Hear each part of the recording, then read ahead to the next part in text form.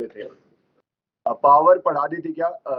English वालों को power नहीं पढ़ाई थी तो वो, हाँ हाँ, तो दो तीन एक चीजें वो बची, मतलब दो तीन एक पेज वो बचा। सिल्वरिंग के कुछ नहीं है, एनसीईआरटी में सिल्वरिंग का कुछ नहीं है, नीट में भी नहीं आते। हाँ, डिस्प्लेसमेंट मेथड भी नहीं आता, बस वो। हाँ, तो ये चीजें आती नहीं ना, कराने को कराते, आती नहीं। ये क्या है, एनटीएससी वगैरह की एग्जाम में, केबीआई में आती थी, उस वजह से क्वेश्चन फेमस हो रखी। चलो, अब अपन बात करते हैं। तो पहले वो बताऊं या ये बताऊं? पहले डिसाइड कर लो। यही बता दो सर। हाँ, वो छोटा ऑप्टिकल सा है कि ऐसे इंस्ट्रूमेंट। दिमाग में नहीं रहेगा कि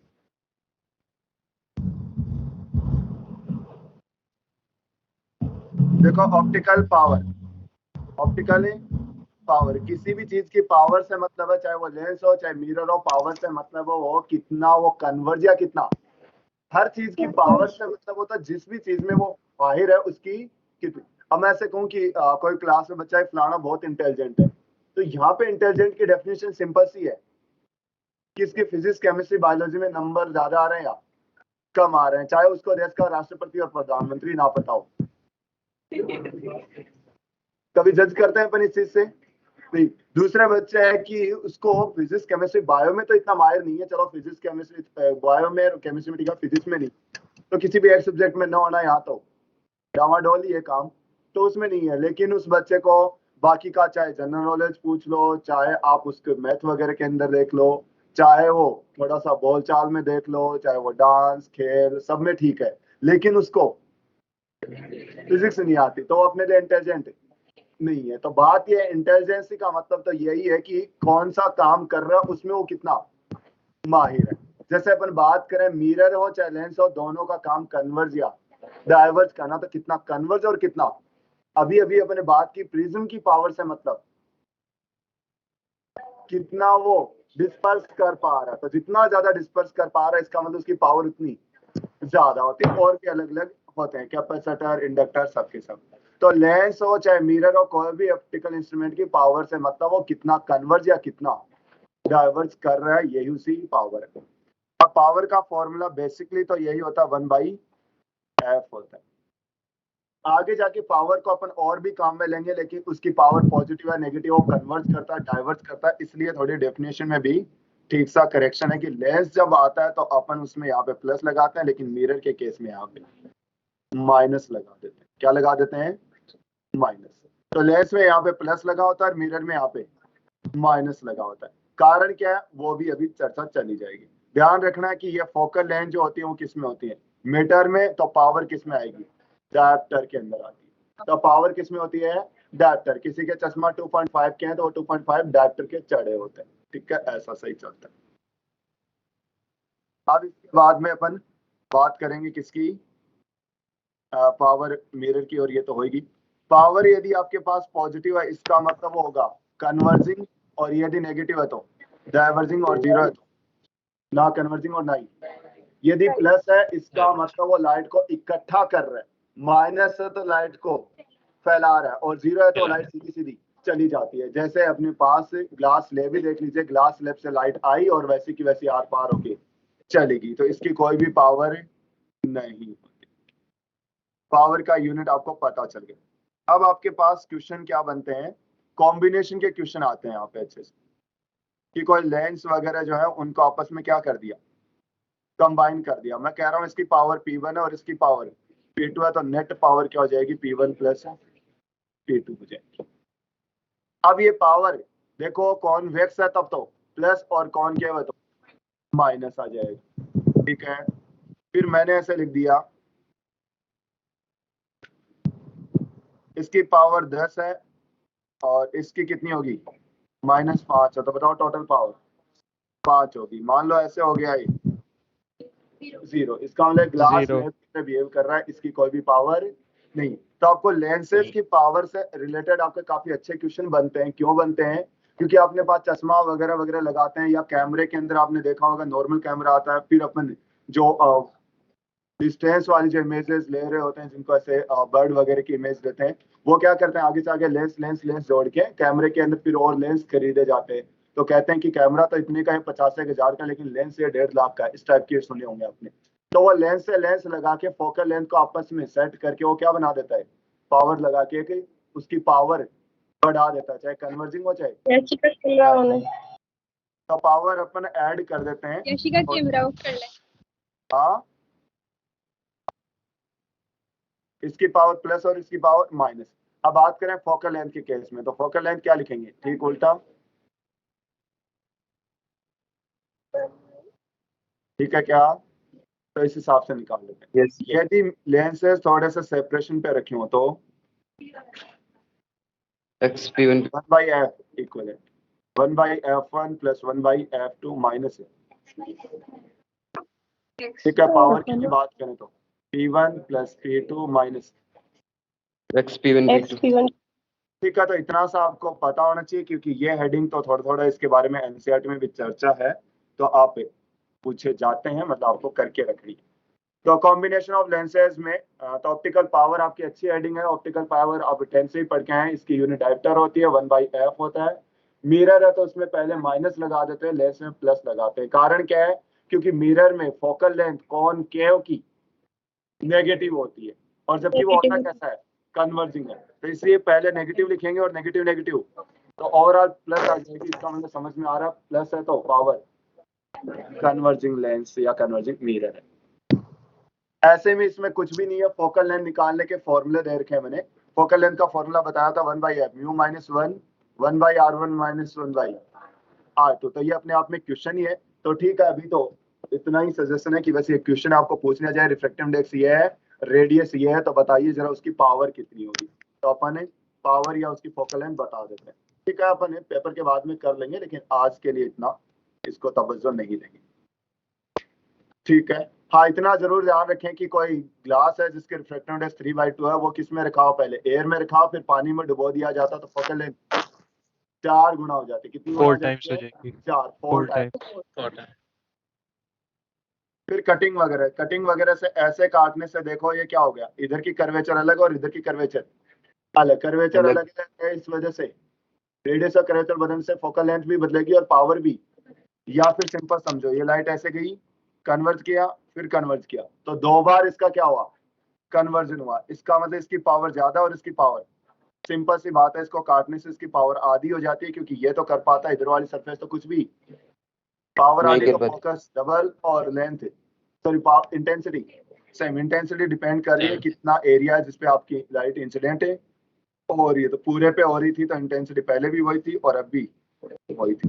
लेंसेज को वापस में जोड़ दिया, P/2 P/2 P, कोई फर्क नहीं पड़ा। इसमें P/2 P/2 P रहेगा। इसमें मैंने क्या लिखा है, इसमें लिखा है कि ऐसे काट दिया, ऐसे काट दिया, तो इस वाले लेंस में कोई फर्क नहीं। ये क्यों बोल रहा हूँ, क्योंकि आपको बोला जाता है इसके लंब ऐसे काटा है, इस वजह से पावर चेंज होगी, लेकिन इस वाले में तो चेंज कारण है नहीं क्योंकि पहले भी इसकी रेडियस ऑफ कर्वे देखो बाद में और पहले दोनों केस में कितनी थी, सेम ही थी, और इधर वाली भी सेम है। तो पावर सेम, फोकल लेंथ भी सेम, लेकिन इंटेंसिटी थोड़ी, क्योंकि अब उतने रेज नहीं आ पाएंगे, एरिया कम हो गया। इस वाले केस में ऐसे काटा, देखो इसकी रेडियस और इसकी रेडियस में कोई चेंज नहीं आया, तो फोकल लेंथ में कोई चेंज नहीं, पावर में भी चेंज नहीं, लेकिन इंटेंसिटी पहले की आधी, इसमें भी चेंज। ऐसे रखा, ये भी कन्वर्ज नीचे और ये भी कन्वर्ट करेगा, तो पावर डबल होगी, लेकिन इस वाले में जीरो। क्यों, क्योंकि ये कन्वर्ट करेगा और ये फैलाएगा ऊपर, तो ओवरऑल कोई भी चेंज नहीं आया, तो पावर जीरो। और फोकल लेंथ किसके तरह व्यवहार करेगा, ग्लास स्लैब की तरह। किसकी तरह है, ग्लास स्लैब की तरह, ठीक है। आई जो होता है अपने अपर्चर के स्क्वायर के डायरेक्टली प्रोपोर्शनल, आधा ही एरिया था, तो अपन कहेंगे कि इंटेंसिटी आधी होगी। इंटेंसिटी कितनी होगी, आधी। अब अपर्चर इफेक्टिव वाली चीज होती है, ये क्या होता है, इफेक्टिव अपर्चर होता है, तो अपन कहेंगे कि इफेक्टिव अपर्चर देखिएगा रूट आई, तो अपर्चर क्या होगा पहले का 1/√2 टाइम। तुम ऐसे कैलकुलेशन मत करने लग जाता जैसे आप स्केल से कि सर रेडियस आधी होगी तो अपर्चर भी आधा हो गया रेडियस की तरह, नहीं। तो यहाँ पे इफेक्टिव अपर्चर है, कहते हैं कि ये अब 1/√2 टाइम के अकॉर्डिंग ये बिहेव करेगा। एक नंबर ऑफ इमेजेस, ये भी आते रहता है एनटीएससी वगैरह एग्जाम में, तो खूब ही आए हैं, आते भी है। तो नंबर ऑफ इमेजेस कितनी बनेंगी, जितनी जितनी रिफ्लेक्टिव इंडेक्स है उतनी इमेज बनेगी। कारण बता देता हूँ, ये मेरे पास एक लेंस है, यहाँ पे अलग है, इसके अलावा यहाँ अलग है और इसमें अलग। ये ऑब्जेक्ट सबके लिए एक ही रखा हुआ। 3 रास्ते हैं, मतलब रास्ते तो बहुत सारे हैं जाने के। अब ये क्या होगा, रेडियस ये इधर और इधर दोनों तरफ रेडियस तो सेम है। Formula 1/f is mu minus 1 1/r1 1/r2। तो ये तो कांस्टेंट है, पूरी कहानी होगी म्यू पे। ये म्यू ये म्यू ये म्यू तीनों के तीनों अलग अलग, इसका फोकल लेंथ भी तीनों अलग अलग सेम है। तो 1/v माइनस 1/u बराबर 1/u। देखो u सबके लिए f अलग अलग है तो v भी, इसका मतलब सबकी इमेज क्या बनेंगी, अलग अलग जगह बनेंगी। तो अब एक इमेज यहाँ बनी, एक यहाँ बनी और एक इमेज यहाँ बनी। तो कितनी इमेजेस बन गई, 3। 2 मीडियम होते कितनी बनती, 2 इमेज। 4 होते तो 4। लेकिन अभी थोड़ा थोड़ा दिक्कत आ जाती है। जैसे इसके अंदर ये ऊपर म्यू1 है और नीचे भी, इसकी फोकल लेंथ और इसकी फोकल लेंथ तो सेम ही है। इसका मतलब ऊपर से बनाओ चाहे नीचे से बनाओ, इमेज दोनों एक ही जगह है, तो वो 2 नहीं एक ही इमेज। इसका मतलब एक इसकी वजह से, एक इसकी वजह से, एक इसकी वजह से और एक, टोटल इमेजेस 4 हो। इस वाले में बताओ एक होगी, क्यों? देखो इसकी एक पावर होगी पूरे लेंस की ऊपर से नीचे तक P1, और राइट वाले की होगी P1 + P2, टोटल पावर होगी। अब टोटल पावर कहीं पे भी लिख लो, P1 + P2। इसका मतलब पावर सेम है तो फोकल लेंथ भी सेम, चाहे कहीं से भी ले जाओ, जाके सब की सब एक ही जगह मिलेंगी तो इमेज एक बनेगी। इसमें देखो, इसमें P2 + P1 और इधर P1+, कोई फर्क लग रहा है क्या भाई? इधर आपने पास 2 और इधर 1 और इधर 1, और पावर दोनों सेम है, फोकल लेंथ भी सेम है, तो इमेजेस एक ही अलग अलग नहीं बनेगी। इस वाले में एक ऊपर से और एक 2 इमेज, मैं कह रहा हूँ एक भी बन सकती है। कैसे हो सकता है? लेंस का मतलब ऐसा कुछ कॉम्बिनेशन आ जाए कि दोनों ही पावर मिलकर नीचे वाले के बराबर। इंटेंसिटी आपको बता ही दिया। यदि अपन लेंस को ब्लैक पेपर कर लगा दिया जाए, पेंट वगैरह कर दिया जाए, उस केस में केवल इंटेंसिटी में चेंज आ रहा, पोजीशन में चेंज ही। सीधी सी बात ये नहीं कि लेंस इतना था, इतने को अपने कवर कर दिया नीचे से, तो क्या हुआ? ऊपर से जाएगी radius of curvature left right की सेम, मीडियम भी सेम, पोजीशन ऑफ इमेज भी सेम बनेगी, लेकिन आपकी लाइट की इंटेंसिटी कम होगी क्योंकि इंसिडेंट रे कम होगी। आधे पर वाटर ड्रॉप, यदि अपने पास वाटर ड्रॉप को एयर में देखेंगे तो वो बिहेव करती है एज ए कॉन्वेक्स लेंस, और air bubble in water concave lens हो जाता है। फोकल लेंथ पे मीडियम का फर्क पड़ता है, इतना पता होना चाहिए। अब एग्जाम में ऑन द स्पॉट करना, क्योंकि अभी अभी आप जल्द से जाओगे, मतलब अचानक बहुत कुछ लगेगा कि क्या क्या बता दिया सबने।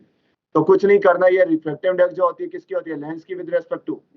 तो मीडियम बदला तो एक में म्यू1 था, दूसरे में म्यू2 था, तो सीधी सी बात है फोकल लेंथ में चेंज आएगा। लेकिन ये चीजें जो कभी बदले, मैंने कहा कि लेंस को पहले एयर में रख रखा है। लेंस को किस में रख रखा है? एयर में। अब यदि आप लेंस को किसी मीडियम में डुबो दिया, किसमें डुबो दिया? मीडियम की रिफ्रैक्टिव इंडेक्स लेंस से भी ज्यादा हुई तो उसकी प्रकृति चेंज हो जाएगी। अभी बता देता हूँ। अभी ये लेंस 3/2 है, इसके रिफ्रैक्टिव इंडेक्स 3/2 है, एयर में रखा, तो बताओ कैसा है, कन्वर्ज या डाइवर्ज? सिंपल सी बात है कि ऐसे गिराएंगे तो ये ऐसे कन्वर्ज करेगा, कन्वर्ज। फिर मैंने क्या कर दिया, रिफ्रैक्टिव इंडेक्स 2 वाले मीडियम में रख दिया। अब ये क्या करेगी? यहाँ पे तो चलो ठीक है, यार ये क्या करेगी? डाइवर्ज। ये कौन सा है, रेयर या डेंसर?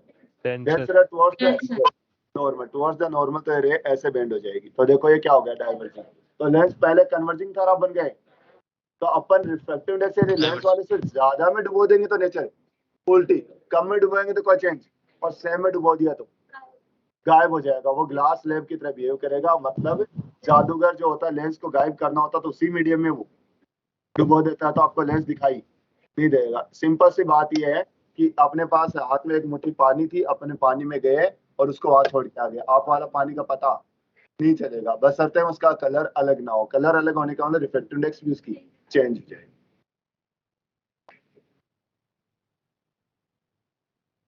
सिल्वरिंग को अभी आपको कोई ध्यान नहीं देना, बिल्कुल आप पढ़ना भी मत, वैसे तो कहाँ से पढ़ोगे।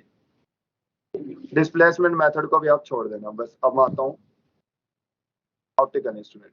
छोड़ने का मतलब नीट के हिसाब से नहीं छोड़ना, आज के लिए कि कल हो जाएगा।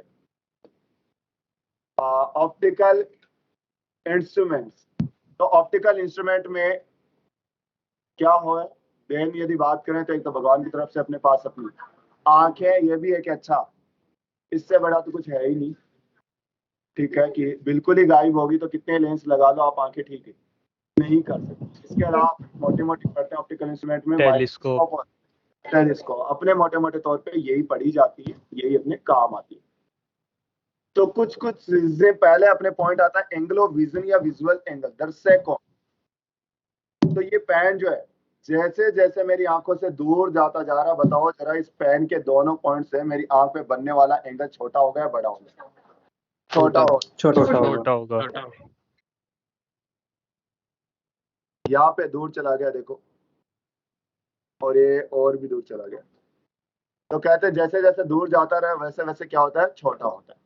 ये एंगल के हिसाब से, इस विजुअल एंगल के हिसाब से अपन जज करते हैं कि अपनी आंख पे इमेज छोटी बनेगी या बड़ी। एकदम साफ साफ पता आपको, जैसे कोई प्लेन आपसे धीरे धीरे दूर जाता जाता, आपको प्लेन, आपको सबको पता है उस प्लेन की साइज में कोई चेंज, लेकिन आपको वो छोटा आपने क्या है जानो, ऑब्जेक्ट के साइज से फर्क नहीं पड़ा। ऑब्जेक्ट की साइज तो वो वही है, सेम और क्या रहा, दूर जा रहा था अपनी आंख पे वो एंगल, और वो एंगल छोटा बनता जा रहा है। विजुअल एंगल दर्शक कोण छोटा है, आंख पे बनने वाली इमेज। इसका मतलब अपनी आंख जो है वो इमेज बनाती है, ये नहीं देखती कि ऑब्जेक्ट कितना है, ये देखती है कि विजुअल एंगल कितना। रफली अपन बताएंगे कि ये लगभग डायरेक्टली है। जैसे मैंने एक लेंस रखा आई का, ये ऑब्जेक्ट है, इससे एक रे भेजी और यहाँ मिली और एक सीधी सीधी भेज दी, और ये क्या बन गई, इमेज। ये मतलब ये विजुअल एंगल है, मतलब ये ऑब्जेक्ट अपनी आंख पे कितना एंगल बना रही है, और यहाँ पे है कि इमेज अपनी आंख पे कितना। मैंने बहुत साफ सुथरा ऐसा डायग्राम बनाया, एकदम रे डायग्राम, तो ऐसा लग रहा है दोनों क्या है, इक्वल है। तो ऐसा तो नहीं कह सकते कि एग्जैक्ट इक्वल होता है, लेकिन रफली है।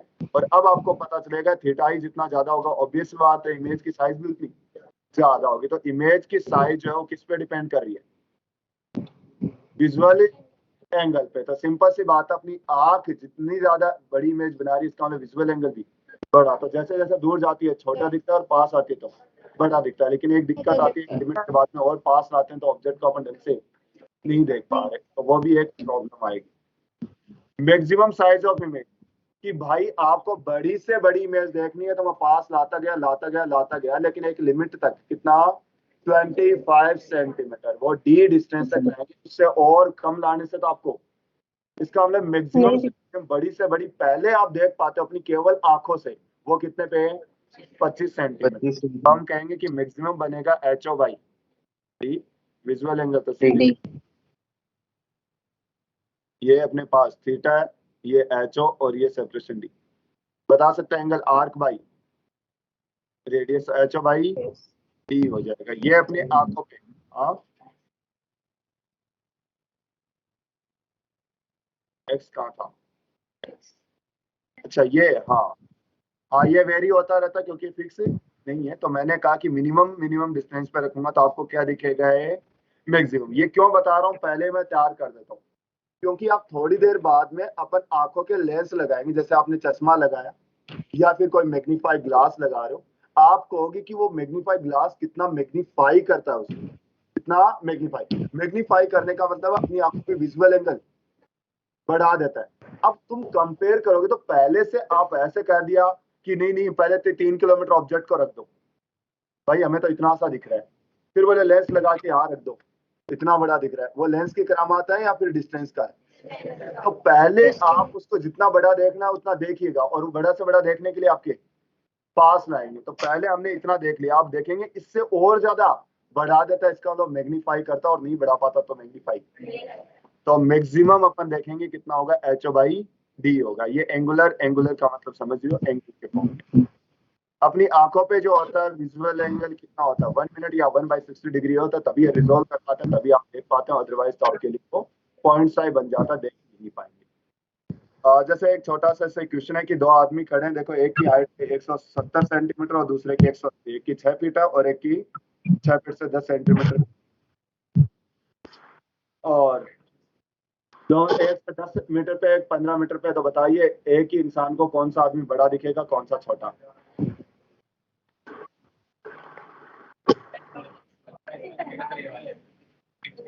देखो हाइट तो साफ साफ ये पहले की छोटी दिख रही है ही छोटी। तो अब इस आंख को कौन बड़ा और कौन छोटा दिखेगा? क्या ऐसा नहीं होता, अपन दूर से ऐसे देखते हैं, जो पास वाला बड़ा दिखेगा, दूर वाला छोटा दिखेगा, तो आम सी बात है। तो अपन कह रहे हैं कि अब इनमें से कौन, तो कैसे चेक करोगे आप?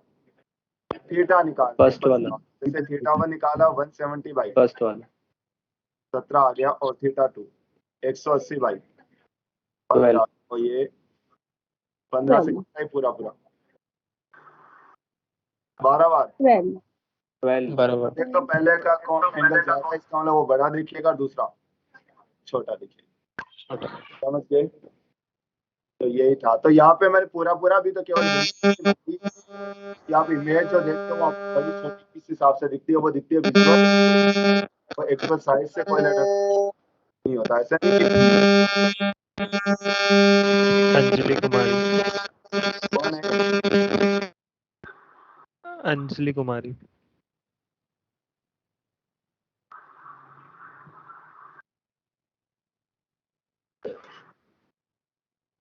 अब अपन पढ़ेंगे आँख के बारे में। बहुत कुछ तो तुम जानते ही हो, तो मुझे भी बता देगा। आंखें नशीली होते हैं, ये पता है तुम्हें? ये डार की हो तो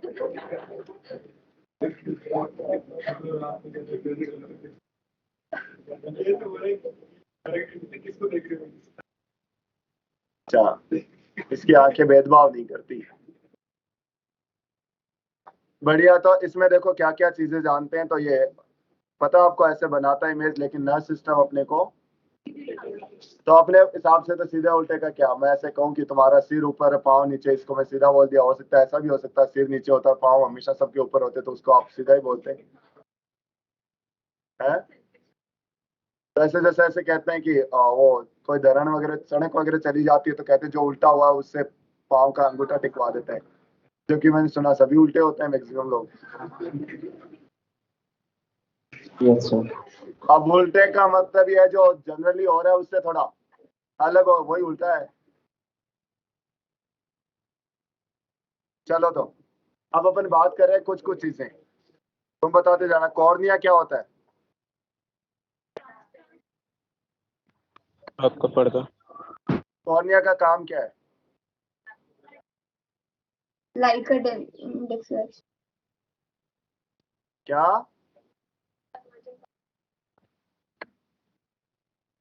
कॉर्निया का लाइट काम को क्या होता है? कन्वर्ट्स करना। लाइट को कन्वर्ट्स करना। कन्वर्ट करना। Yes sir. और फिर इसके बाद में ये जो होता है लिक्विड होता है, उसका काम क्या होता है? नरिशमेंट। लेंस का नरिशमेंट। लेंस का नरिशमेंट। क्या बताता है? आघात से, चोट से। सुरक्षा कवच तो फिर कॉर्निया हुआ ना। सुरक्षा कवच तो वो होगा जो सबसे बाहर है, अंदर सुरक्षा कवच क्या करने जा रहा है? तो कॉर्निया जो होता है वो, देखो वैसे तो सीधा सा है, पानी की बोतल है, मैंने बताया कन्वर्जिंग लेंस है, ठीक है। तो अपनी बाहर वाली जो होती है ये क्या करती है, कॉर्निया अपने पास आंखों को ज्यादा प्रोटेक्शन देता है। सर आपकी आवाज कैसे नहीं आ रही? वो तो सुन रहा है, लेकिन इरिटेटिंग कौन है? ऐसी आवाजें सुन के लोग कान बंद कर देते होंगे। Yes sir. तो अपन झूठ नहीं बोलते, बुरा लगे तो लगे किसी को। हाँ, आवाज नहीं आ रही क्या बाकी को? आ रही है सर। सबको आ रही है, वही डिस्टर्ब कर रही है हमें। हाँ, तो क्या कह रहा हूँ, कि हाँ आंख, तो कभी कभी मान लो कोई मिट्टी वगैरह का ऐसे कोई दाना चला गया, जैसे हमारे कहते हैं फूला पड़ गया, तो वो रना सा जो होता है वो आंख में, तो उसके ऊपर मांस सा फिर जाता है, तो फिर उसको मांस को कटवाते हैं। ऐसा नहीं होता, होता है कोई कंकर वगैरह ऐसे चला जाए ना, तो उसके ऊपर मांस जो अपने पास वो आंख सूजन आ जाए, उसके ऊपर लेयर सी, तो फूला सा पड़ जाता है, व्हाइट व्हाइट सा धब्बा हो जाएगा वहां पे। तो उसको फिर पता नहीं, हमारा तो ये होता है कि एक गांव में करते हैं ठेकरी, जो मतलब ऐसा समझो कि घड़ा समझ लीजिए, ठंडा पानी का जो घड़ा होता है, ठेकरी उसके अंदर पानी, उसमें पता नहीं वैसे करके, और वो ऐसे करती है, उसके 5-4 दिन करवाने जो फूला निकाल देती है। हाँ हाँ, तो ऐसे वो उन्होंने एमबीबीएस नहीं कर रखी, लेकिन स्पेशलिस्ट जो बोलते हैं ना, वो बहुत सारे हमारे अलग अलग है। एक होता है कि जो मूढ़क चली जाए उसको निकालता है, एक होता है आंख का फूला निकालता है, एक मतलब अलग अलग काम के लिए ऐसे होती है, जो बूढ़ी बूढ़ी औरतें हैं वो अच्छा करती है। दाई दाई बच्चा करवाना है, तो उनको ही बुलाते हैं कि वो बताएगी कि कब होगा, डॉक्टर बता नहीं पाए लेकिन वो बता देगी। तो ऐसे हाँ, तो अपन उसी की बात कर रहे थे कि ये प्रोटेक्शन के लिए होता है, कई बार इसको भी पार कर जाता है तो उस वजह से दिक्कत हो जाती है। उसके बाद में एक लिक्विड होता है, लिक्विड जस्ट एक वाटर होता है, तो ये क्या करेगा, कन्वर्ज करता होता है, काफी हद तक कन्वर्ज कर रहा होता है। ध्यान रहे, क्वेश्चन भी आपको मिलेगा कि ये जो होता है ये पानी कन्वर्ज कर चुका होता है, लेंस भी कन्वर्ज करता है, लेकिन पानी का तो कन्वर्जिंग पावर फिक्स है, लेकिन लेंस चेंज हो सकता है आगे। तो पहले यहां से गुजरी, फिर इसमें घुसी, किसमें, इस लिक्विड में। लिक्विड के बाद में ये जो है, ये क्या है, ये muscles, आयरिस का काम क्या होता है, लेंस की पोजीशन को मेंटेन करना, लाइट इंटेंसिटी कंट्रोल करती है, लाइट की इंटेंसिटी को कंट्रोल करती है। मेंटेन करना। आयरिस का काम क्या होता है, ये बता दो। लाइट की इंटेंसिटी को कंट्रोल करती है।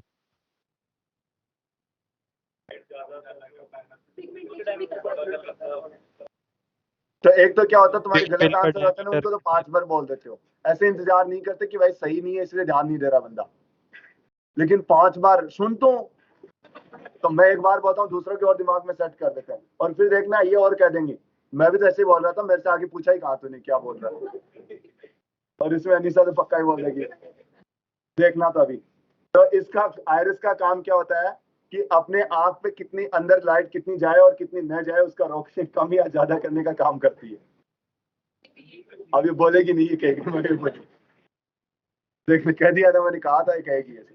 तो होता क्या, ये क्या होता है कि अपन धूप में जाते हैं, तो धूप में जाते हैं तो अपनी लाइट ऑलरेडी बहुत ज्यादा, आपको पता, ज्यादा यदि लाइट आएगी तो अपनी आंख से लेंस से होके आगे जाएगी, आगे जाके नर्व सिस्टम है उसको नुकसान पहुंचा सकती है, डैमेज कर सकती है, क्योंकि कन्वर्जिंग लेंस है भाई। सोचो कि जो अपने मैग्नीफाइड ग्लास आता है ज्योमेट्री बॉक्स में, कितनी सी पावर होती है, वो यदि पेपर को जला सकता है, अपनी आंख में तो ताकत बहुत ही ज्यादा है, कितनी डिस्टेंस की चीजें आराम से देख पाती है, तो बहुत भयंकर कन्वर्जिंग पावर है। इतनी लाइट अंदर चलेगी तो हो सकता है जला दे, तो इस वजह से जरूरत के हिसाब से ये क्या करते हैं, आयरस कितनी लाइट अंदर भेजनी है और कितनी नहीं भेजनी है, कंट्रोल करती रहती है। तो अपन धूप में गए, आपको लाइट कम चाहिए थी, तो इसके वजह से सिलरी आयरस के आगे ऐसे आएगी, बहुत कम जगह छोड़ी, तो आप देखोगे तो ये जो साइज होती है अपने पास, ये छोटी बड़ी होती रहती है। फिर आप अचानक धूप से क्या है, छाव में कमरे के अंदर आए, और आपको चीजें एक बार दिखाई देना बंद सी हो जाती है। ये तो आम सी चीजें करके देख लेना, आज धूप में जाना, कहीं देर से कर देखना, और फिर अचानक बाग के अंदर जाना, तो धुंधला धुंधला सा दिखता है। क्यों? क्योंकि आपकी वो साइज कम हो रखी है, और अब लाइट की आपको रिक्वायरमेंट है ज्यादा, तो धीरे धीरे वापस एडजस्ट होती है। ठीक है, उसके बाद में अपने पास ये लेंस है, लेंस का तो मतलब लेंस ही होता है। और कौन सा लेंस लगा होता है आंख में? कॉन्वेक्स लेंस लगा होता है, कन्वर्ट करने का इसका काम होता है। ठीक है, ये सिलरी मसल्स क्या करती है? लेंस की स्थिति को लेंस का एडजस्टमेंट करने में काम आती है कि फोकल लेंथ को, पहले देखो आयरिस थी, उसका काम था कितनी लाइट अंदर भेजनी और कितनी, वो इंटेंसिटी कंट्रोल कर दी है। और ये क्या करेगी? फोकल लेंथ मतलब पावर बोल सकता हूँ मैं, उसकी पावर को कम, या इसका काम क्या, मोटा मोटा कन्वर्ज करने का। तो अब पावर बढ़ानी है या कम करनी है, तो थोड़ा सा तुम सोचना कि पावर कम होगी या बढ़ेगी। एक ऐसे है, और यदि मैं इसको ऐसे करता जा रहा हूं, तो बताओ रेडियस क्या हो रही है? कम हो रही, तो फोकल लेंथ देखो 1/f 1/r होता है, इसका मतलब r कम है तो फोकल लेंथ भी पावर कमी होगी। ज्यादा होती है। सीधी सी बात है, बढ़ जितना जाएगी। ज्यादा ये सरफेस फ्लैट है, इसकी कोई भी कन्वर्जिंग पावर, और ऐसे होते होते कन्वर्जिंग पावर बढ़ती जा रही है। तो आप तो सीधा ऐसे लगा सकते हो कि कन्वर्जिंग मतलब ये जितना कर्वेचर बढ़ता जा रहा है, कन्वर्जिंग पावर उसकी उतनी पावर बढ़ रही है। सिंपल सी बात। अब मैं क्या कहूंगा कि मुझे क्या करना है, पावर बढ़ाना है। क्या करना है, पावर बढ़ानी है। पावर बढ़ानी है तो मैं क्या करूंगा, इस लेंस को, इसके कर्वेचर को, चलो कोई बात नहीं, इसको अपने पास डायमीटर बोल दीजिए एक बार, वरना कर्वेचर रेडियस कर्वेचर में गड़बड़ हो रही है। डायमीटर का छोटा करेंगे या बड़ा करेंगे? छोटा करेंगे। इसको ऐसे पिचकाएंगे तो सीधी मसल्स ऊपर से और नीचे से क्या देंगे, इसको धक्का देंगे, और धक्का देके इसको ऐसे करेंगे, ये एडजस्ट कर रही है। ठीक है, अब इसकी फ्लेक्सिबिलिटी की वजह से, तो मैंने जैसे इसको छोड़ा चला गया, सीधी मसल्स इसको धक्का दिया ऐसे, फिर छोड़ा वापिस। तो ये बड़ी होने, रेडियस ऑफ कर्वेचर बड़ी होना किस वजह से हो रहा है? इलास्टिसिटी की वजह से। किसकी वजह से? और कम किस वजह से हो रहा है? सिली मसल्स की वजह से। तो दिक्कत आ जाती है, यदि अपने पास पावर कम होगी तो सिली मसल्स इसको नीचे धक्का नहीं दे पाती, धक्का, और यदि लेंस की इलास्टिसिटी खराब होगी तो वो वापस फैल नहीं सकता। इसी वजह से आने स्टार्ट हो जाते हैं दोष, जिनको अपन इफेक्ट मतलब डिफेक्ट्स कह देते हैं। रुक जाता है, अभी आएंगे सवाल, तब मैं अभी वापस लपेटी जाएगी, देखना। तो वापस कह रहा हूँ कि ये क्या है, कॉर्निया होता है। कॉर्निया का काम ऐसे प्रोटेक्शन करना होता है, हालांकि कुछ हद तक ये कन्वर्ज भी कर देता है। आगे इसका तो काम पूरा ही कन्वर्ज करने का होता है, तो ये भी एज एक लेंस बिहेव करता है और इसकी पावर कन्वर्जिंग होती है, तो ये काफी हद तक कन्वर्ज करेगा, फिर जाएगा लेंस के पास। यहाँ पे आयरिस होते हैं, कम ज्यादा लाइट को करेंगी।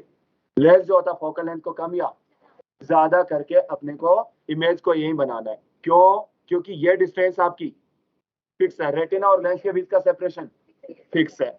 ऑब्जेक्ट आगे पीछे होता रहेगा, कहीं यहाँ कहीं यहाँ कहीं यहाँ। ऑब्जेक्ट चेंज होगा, यू चेंज होगा तो आपको चेंज करना पड़ेगा एफ, ताकि वी क्या रह सके, सेम। तो फोकल लेंथ को आपको चेंज करना पड़ेगा, किसकी हेल्प से?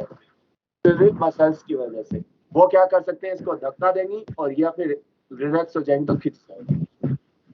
तो जो रिलैक्स कब होंगी, धक्का नहीं दे रही होती है, सिंपल सी बात है, तो रिलैक्स कंडीशन में होती है। तो बताइए, रेडियस ऑफ कर्वेचर बहुत ही ज्यादा, रेडियस ऑफ कर्वेचर ज्यादा, पावर उसकी कम होगी। तो अब कैसे पावर कम है और कन्वर्ज वो कम कर पाएगी या ज्यादा कम कर पाएगी? अब देखो छोटे छोटे, हाँ मैं डायग्राम से समझ में आएगा। देखो दो चीज है, ये ऑब्जेक्ट था, यहाँ पे ऑब्जेक्ट था, ये लेंस क्या करेगा, इसको कन्वर्ज करेगा। तो ये मान लो ये कन्वर्ज कर दी, पार नहीं पड़ी क्योंकि ये तो सीधी सीधी चली जाएंगी। ये कन्वर्ज करी, इससे भी काम नहीं चलेगा, थोड़ी और कन्वर्ज करी, ठीक है यहाँ चलेगी। लेकिन मैं कह रहा हूँ रेटिना ये है, अभी भी बात नहीं बनी, थोड़ा और किया, अभी बात नहीं बनी, अब जाके लेकिन पता चला कि लेंस की इतनी पावर तो है नहीं, कम पावर है इसकी। क्या है इसकी पावर? कम है। अब सोचो, पावर कम है, इसका मतलब क्या रखा होगा, लेंस ऐसे या फिर ऐसे? सेकंड वाला, फर्स्ट वाला ऐसे हो रखी है, पावर कम है, इसका मतलब ये हो रखा है। अभी क्या करना पड़ेगा, सिली मसल्स को धक्का देना पड़ेगा। सिली मसल्स को क्या करना पड़ेगा, धक्का, धक्का देके इसको ऐसे बने। लेकिन मान लो आपका शरीर कमजोर हो गया, आप में बुढ़ापा आ गया है, आप खाना पीना अच्छे से नहीं ले रहे, जो भी आपके अंदर कोई कमजोरी आ रही है, तो सिली मसल्स में उतनी ताकत है नहीं रही कि इस लेंस को ऐसे कर सके। ऐसे नहीं कर पाएंगे तो कन्वर्जिंग पावर कम होगी, तो आप इमेज रेटिना पे नहीं बना पा रहे। रेटिना के भी आगे जाके बन रही है, रेटिना के आगे का मतलब है रेटिना यहाँ थी और उसके भी और आगे चली गई, ठीक है। या पीछे वर्ड यूज कर सकते हो कि रेटिना के पीछे बन रही है, कौन है? इमेज। अब आपको क्या करना है, इसकी कन्वर्जिंग पावर बढ़ानी। क्या बढ़ानी है? कन्वर्जिंग। तो मैं क्या करूं, कैसा लेंस लगाऊं? कन्वर्जिंग पावर बढ़ानी, तो पॉजिटिव पावर या नेगेटिव? पॉजिटिव पावर की होती है, कॉन्वेक्स की होती है। तो अपन क्या करेंगे, पॉजिटिव पावर वाला एक लेंस लगा देंगे। और अपन कहते हैं उसके चश्मा कैसे चढ़े होते हैं, नंबर प्लस वाले या माइनस वाले? प्लस वाले। तो तुम्हारे किस किस के प्लस वाले? किसे प्लस क्या नहीं है ही नहीं हमारी। तो तो मतलब बुढ़ापा किसी में नहीं है अभी तक, परसों दोनों चढ़े हुए तेरे। अच्छा।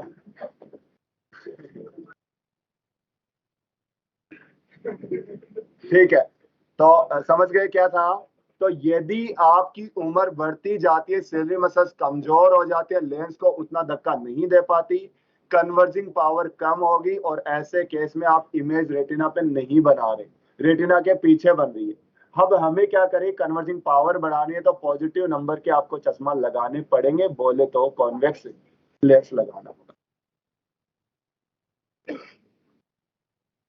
अब दूसरी बात करता हूं, ये लाइट बीम कहां से आ रहा है, इनफाइनाइट से आ रहा है। तो अभी अभी देखिए अपने पास है जिसकी उसके कौन सा दोस्त था, वो क्या कर पा रहा था पहले वाले में, पास की देख पा रहा है और दूर की नहीं देख पा रहा। तो नियर साइटेडनेस, नियर साइटेडनेस ऐसे समझो कि नियर की साइट है उसके पास, नियर की नजर है कि पास की चीजें देख पा रहा है, दूर की सॉरी फार साइटेडनेस, क्योंकि उसके पास है, फार की नजर है लेकिन पास की नजरें नहीं है, मतलब पास की चीजें नहीं देख पा रहे हैं। अब दोस्त पे बाद में आऊंगा, अभी मैं ऐसे ही समझाना चाह रहा हूँ कि क्या होता है, फिर दोस्त एक साथ पढ़े। अब देखो ये लाइट आई, ये क्या करेगी, इसको कन्वर्ट करेगी। तो हो सकता है कन्वर्ट जैसे कर दे, हो सकता है कन्वर्ट, मान लो रेटिना यहाँ पे, ठीक है। तो अब ये क्या कर रहा है कि ऐसे लाइट आ रही है, तो अब अपने को क्या होगी, इसकी थोड़ी सी पावर ज्यादा हुई कन्वर्जिंग, तो ये क्या करता है रेटिना से भी पहले, यदि पावर ज्यादा तो नहीं है तब तो कोई दिक्कत ही नहीं है, लेकिन ज्यादा है तो वो क्या कर देती है, रेटिना से पहले कन्वर्ट कर देगी। रेटिना से पहले कन्वर्ट करने से भी दिक्कत है कि इमेज आपको केवल स्क्रीन पे दिख सकती है, रियल इमेज स्क्रीन, और स्क्रीन कहाँ है, रेटिना पे। अब बताओ क्या दिक्कत है, ये क्या कर पा रही है, ज्यादा कन्वर्ट कर पा रही है, इसका मतलब आपकी लेंस की कन्वर्जिंग पावर ज्यादा, तो सिलरी मसल्स अच्छे से काम कर रही है। अब हुआ क्या, हुआ आपको बार बार इलास्टिक फटीग नाम की एक चीज बताई थी, बार बार दबाना फैलाना, दबाना फैलाना, दबाना फैलाने के चक्कर में उसकी प्रत्यास्थता गायब हो जाती है, इलास्टिसिटी गायब हो जाती है। अब उस लेंस को जैसे सिलरी मसल्स अलग हुई, ये थोड़ी सी फैली, ये एकदम ऐसे पूरा नहीं कर पाई, ये यहाँ छोड़ी तो ऐसे होगी। कहने का मतलब है कि अब उसको आदत सी हो गई, आदत सी होगी, उसको लगता है कि मेरी साइज यही है, इससे और ज्यादा साइज नहीं होगी। और ये चीजें होती है अपन बार बार, तो आपको कहते हैं ना कि बार बार आप टीवी देखते हो, तो पास से टीवी देखते हो, पास से देखने के लिए आपको पावर क्या चाहिए, कन्वर्जिंग ज्यादा, कन्वर्जिंग ज्यादा चाहिए, तो आपके लेंस हमेशा ही बेचारा कंप्रेस हो रखा होगा, और हमेशा ही कंप्रेस की आदत सी पड़ी है, सिरे में से पूरे दिन ऐसे ही लगी हुई है, तो अब वो हमेशा के हमेशा कंप्रेस ही रह जाएगा, धीरे धीरे धीरे साल 10 साल 15 साल में उसको आदत सी लग जाएगी। अब आपको क्या करनी थी, आंखें से फैलानी थी, अब लेंस को वो सिरे में से खींच तो नहीं सकती, और इसकी इलास्टिसिटी गायब होगी। अब इसकी पावर ज्यादा, तो हमें क्या करनी पड़ेगी, पावर कम। पावर कम करने के लिए हमें नेगेटिव लगाना पड़ेगा, और नेगेटिव की बात करूँ तो कॉनकेव लेंस लगाएं, क्या लगाएं, कॉनकेव लेंस लगाएंगे। इसलिए आपको कैसे चश्मा चढ़ेंगी, नेगेटिव नंबर के, तो आपके सभी के नेगेटिव वाले होंगे। क्यों, क्योंकि आप पास की चीजें देख सकते हैं, दूर की नहीं देख पा रहे। आपके सिलरी मसल्स में कोई दिक्कत नहीं है, लेकिन आपकी आदतें खराब है, चीजें पास से बहुत देखते हो। अच्छा, ये आदतें पे हो रही, अपनी अपनी सोच रहे हैं। तो नजदीक से मोबाइल देखना, टीवी देखना, हालांकि यही कारण नहीं, और भी अपने पास, हाँ ऑनलाइन, अच्छा ऑनलाइन, ऑनलाइन क्लास लेना, हाँ हमारे तो अच्छे से काम कर रही है। मेरे को तो 2 साल, सोचो पूरे दिन 2 स्क्रीन देख रहा होता हूँ, कभी कभी तो 3 स्क्रीन है। अमित सर तो वो गुलाबी सा चश्मा लगा रखा उन्होंने, तगड़ा वाला। हाँ खर्चा किया, ये पैसे लगे। क्या नहीं बोला, अच्छा पढ़ने के लिए तो तुम आँख खराब नहीं करते। चलिए, तो अपनी ये कहानी, बीच में भी देखो थोड़ा सा जेली सी होती है, ये नहीं होती तो खाली जगह होती तो पिचक जाती आँख। नहीं, अंदर से सोचो कुछ भरा नहीं हो तो खाली होती तो हाँ, जब जाती फिर ऐसे फूक दे के वापस।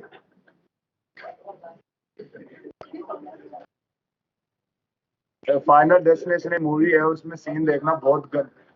हाँ, उसमें ऐसा ही होता है, टाक दे। आँख में दिखती है। हाँ, गाड़ी चली जाती है तो वो ऐसे जो फूटती है नाक ऐसे, वो ऐसे घुटती घुटती जाती है, उसकी पुतली ऐसे चक्कर लपेटे खाती है। आओ,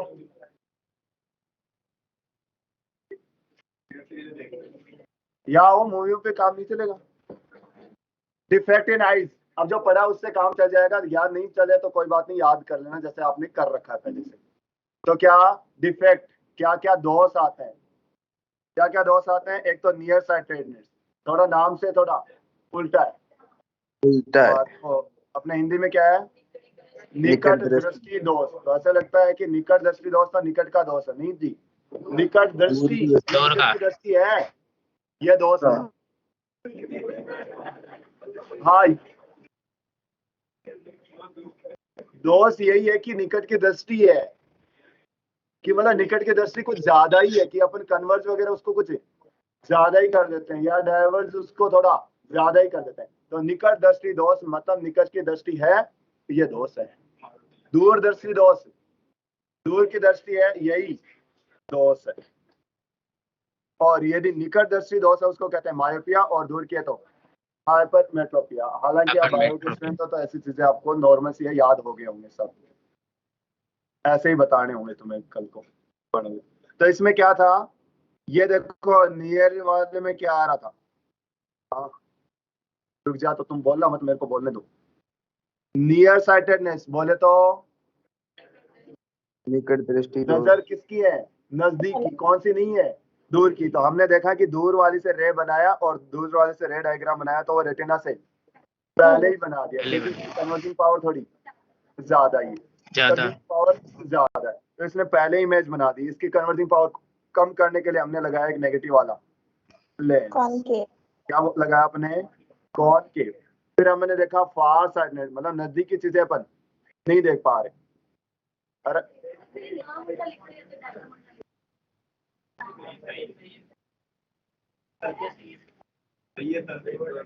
तो तू एक जनी ना समझे तो भी ठीक हो सकता है ना, बाकी तो समझने दे। फार साइटेडनेस मतलब है फार की साइट है, दूर की साइट है अपने पास, इसका मतलब दूर की तो देख पा रहे हैं, हमें किसकी देखनी है अब? पास की चीजें देखनी है। तो हम पास की चीजें देखने के लिए यहाँ से भेजा, और ये पास के आते आते तो और भी फैलता हुआ, तो उसको कन्वर्ट करना तो और भी मुश्किल है, इसलिए वो इतना कन्वर्ट नहीं कर पाता और रेटिना के भी बाहर इमेज बना देता है। ऐसे केस में हमने एक और लेंस लगा दिया, कैसा? कॉन्वेक्स, ताकि वो काम ना सके रेटिना पे। तो अपने पास मायोपिया के लिए लगाना पड़ेगा कॉनकेव। सीधी बात है, तुम्हारे जो होता है जवानी में जो होता है वो मायोपिया होगा, और बुढ़ापे में हाइपर। हालांकि बुढ़ापे में दोनों ही दोष हो जाते हैं, फिर भी बेलनाकार वाला अलग होता है वो। ठीक है, अब हमें क्या करना है कि इसको लगाना है, और हमें चेक करना है कि इसकी पावर कितनी हो। हमें क्या करना है? नॉर्मल आंख की तरह बनाना है। नॉर्मल आंख क्या करती है? कहां तक की चीजें देख पाती है? इनफाइनाइट की चीजें भी देख पाती है। तो बस इतना ही बनाना है कि इनफाइनाइट की चीजें देख पाए, उससे आगे तो कुछ है भी नहीं दुनिया।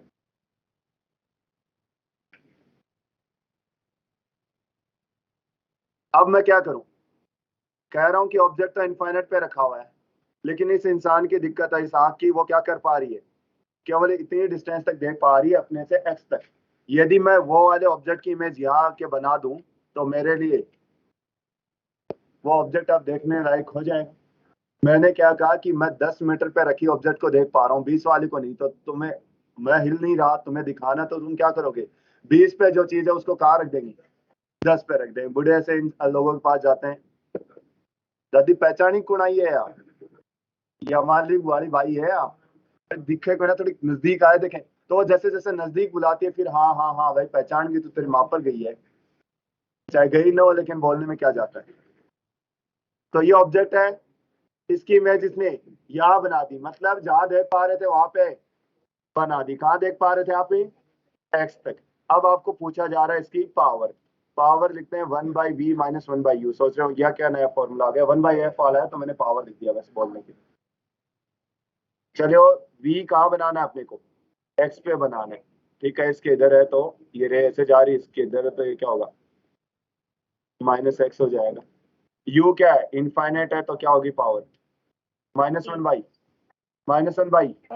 इसका मतलब आपके कितनी पावर का चढ़ा होगा चश्मा, -1/x। आप कह रहे हो कि मैं 10 मीटर तक देख पा रहा हूं तो क्या होगा -1/10, बोले तो 0.1 डायप्टर का चढ़ेगा। यदि आप 5 मीटर तक देख पा रहे हो तो -1/5 2 -0.2 का चढ़ेगा। यदि आप 2 मीटर तक ही देख पा रहे हो तो -0.5 का चश्मा चलेगा। समझ रहे हैं, ऐसे से आपके पास चश्मे लगे होते हैं, ठीक है। तो अब दूसरे बात कर रहे थे,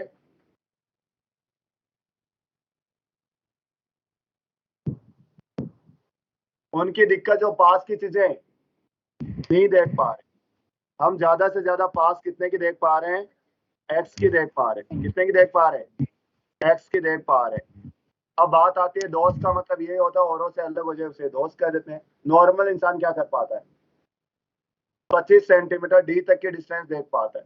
तो आप भी उसको नॉर्मली बनाएंगे तो ऐसे तो है नहीं कि रजनीकांत बना दिया कैसे कि यहाँ पे भी देख पा रहा हूँ। सोचो कि नॉर्मल इंसान से भी तगड़ा बना दिया उसको, तो ऐसा नहीं करना, उतना ही बनाओ जितना है, प्रकृति के विरुद्ध में नहीं जाएंगे आप। तो है आंख बंद करके भी दिख जाता है, तो एक लेंस तो काम कर ही रहा है।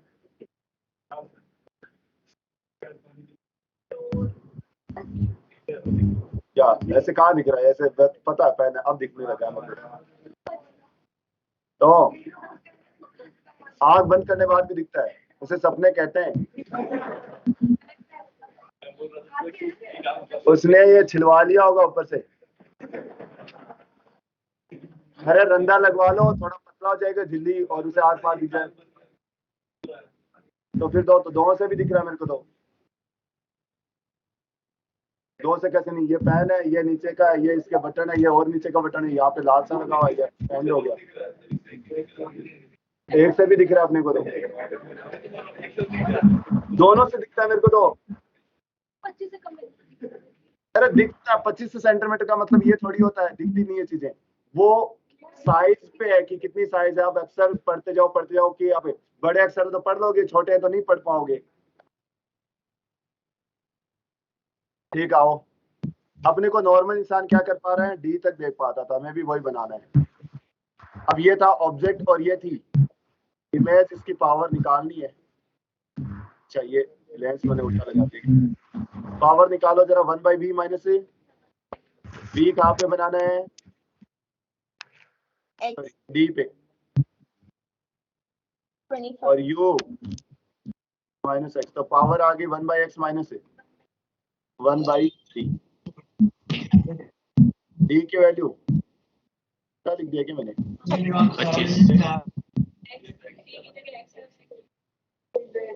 अच्छा, अपने को यहाँ वाले की भी इमेज देखनी थी तो मुझे x पे बनानी थी, तभी मैं सोचा। तो ये क्या हो गया, v तो -x और ये कितना है -d, तो फिर तो उल्टा हो गया 1/d। ठीक है, तो इतना। अब 1/d, d कितना, जनरली बात करें 25 सेंटीमीटर तो 1/4 तो ऊपर चला गया, 4 - 1/x। कहने का मतलब है कि बुढ़ाओ लोगों के लगाना पड़ेगा चश्मा, वो 4 - 1/x का। तो उन्होंने देखा होगा सुई में धागा नहीं डाल पाते, वो क्यों, पास की चीजें नहीं देखते। चश्मा तुम्हारे भी चढ़ा हो लेकिन तुम ये कर पाते हो क्योंकि अभी बूढ़े नहीं हुए।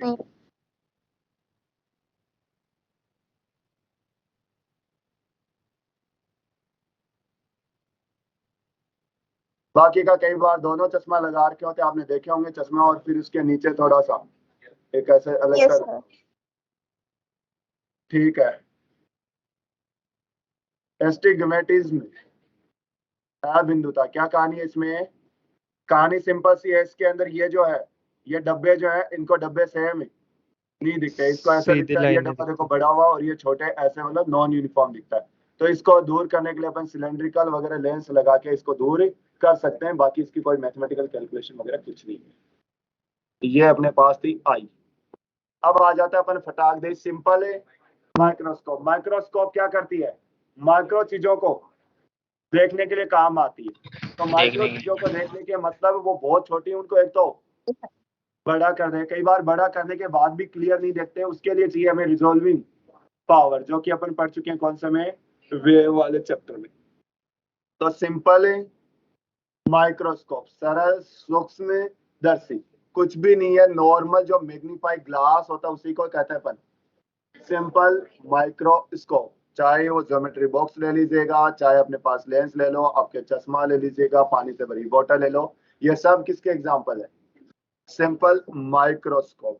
तो कोई भी मैग्नीफाई ग्लास, मैग्नीफाई मतलब जो ऑब्जेक्ट को बड़ा कर रहा हो वही, इसकी जो साइज होती है वो अपन रफली ऐसे है कि 2 to 5 सेंटीमीटर, मतलब इससे थोड़ी छोटी रखते हैं। इसका एंगुलर मैग्निफिकेशन देखा जाता है अपने पास 9 के आसपास, मतलब बहुत ज्यादा मैग्नीफाई तो नहीं कर सकता है। 1 मिलीमीटर को कितना कर सकता है, 9 मिलीमीटर कर सकता है, तो इससे छोटा हुआ तो और भी दिक्कत आ जाएगी। ऑब्जेक्ट जो होता है वो कहाँ होना चाहिए, फोकस और सी के बीच में, क्यों, ये कारण बताओ। फोकस और ऑप्टिकल सेंटर के बीच में होना चाहिए, सी नहीं, ऑप्टिकल सेंटर के बीच में, क्यों, इनफाइनाइट क्योंकि ये अपने पास एफ है, ये ऑप्टिकल सेंटर है। ऑब्जेक्ट यदि यहाँ रखा हुआ तो इमेज वर्चुअल बड़ी बनती है, डायरेक्ट भी बनती है, और साथ के साथ वर्चुअल भी बनेगी। तो अपन इसको आराम से आंखों से, क्योंकि अपन वर्चुअल इमेज को ही देख पाते हैं, रियल को तो केवल स्क्रीन पे देख पाते हैं।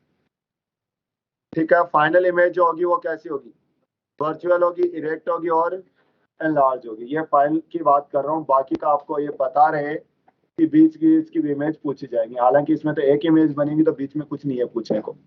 अब आओ डायग्राम, डेरिवेशन सब करेंगे, एक सीख लेना, आगे वाले आ जाएंगे।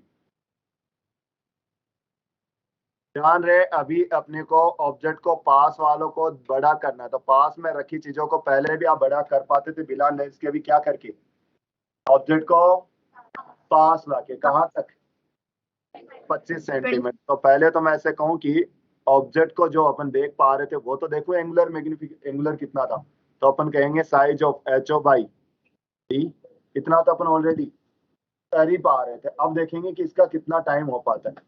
तो मैंने ये रखा फोकस, और ये रखा ये ऑप्टिकल सेंटर, और यहाँ पे ऑब्जेक्ट रखा। इमेज बनाने का तरीका, एक तो रे सीधी भेज दो, ये इसको बेंड करके ऐसे भेज देगा, ठीक है।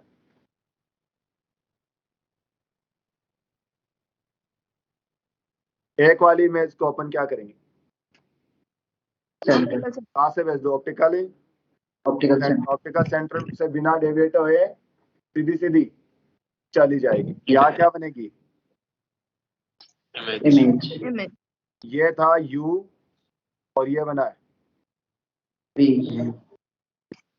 अब अपन देखेंगे कि ये इमेज जो है ये यहाँ पे कितना एंगल बना रही है, इमेज यहाँ पे कितना एंगल बना रही है।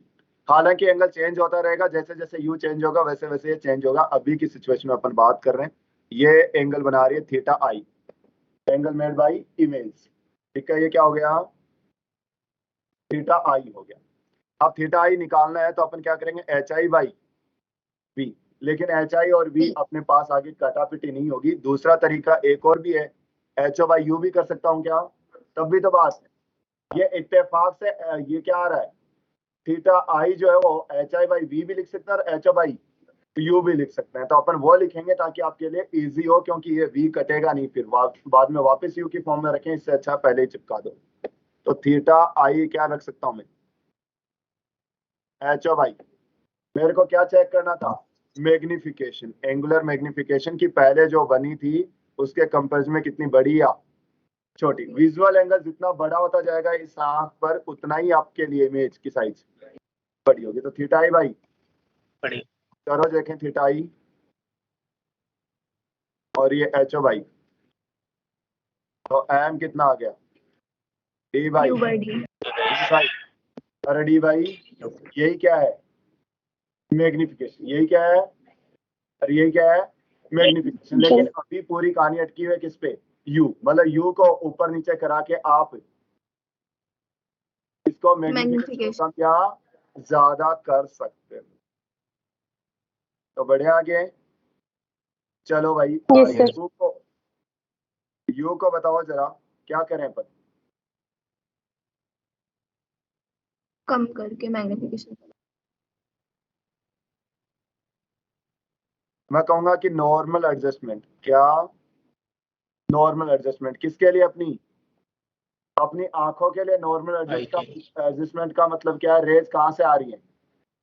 इन्फिनिटी। हालांकि आप बताओ ओ देख रहे हो, ऑब्जेक्ट देख रहे हो, उसकी इमेज देख रहे हो, मतलब तो इमेज देख रहे हैं, तो इसका मतलब आपको लग रहा है कि इमेज कहाँ पे है?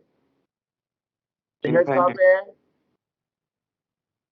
यू पे। सिंपल। ये आ गया डी बाई यू। इसमें कोई दिक्कत है? इससे आगे की कहानी चालू करेंगे। अब क्या कर रहे हैं भाई, आंख जो होती है, नॉर्मल आंख की बात कर रहा हूं, वो इनफाइनाइट से डी के बीच में सभी ऑब्जेक्ट को देखी। आपको सबको पता है कि जितना पास लाएंगे वो उतना ही आपको ऑब्जेक्ट बड़ा दिखेगा। तो मैंने क्या किया, एक बार तो लेंस से बड़ा कर लिया और अब मुझे आंखों से देखना है, तो मुझे नॉर्मल एडजस्टमेंट करवाना। नॉर्मल एडजस्टमेंट का मतलब होता है कि जो रेज क्या आ रही है पैरेलल आ रही है। नॉर्मल क्यों बोलते हैं इसको?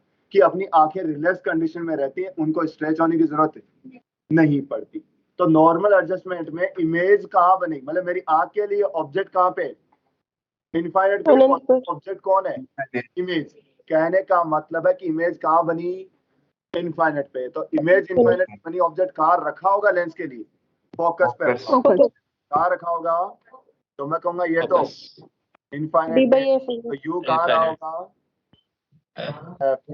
तो आप क्या लिख दोगे? D by F. तो नॉर्मल एडजस्टमेंट के लिए आपका मैग्निफिकेशन आ रहा है डी बाई एफ आ रहा है। एक बार इसमें कोशिश करें, अगले वाले में थोड़ा और क्लियर कराऊंगा इनको रिपीट करके। चलो आप नियर पॉइंट वाले में भाई नजदीक से नजदीक कहाँ बना सकता हूँ इमेज? 25 डी पे।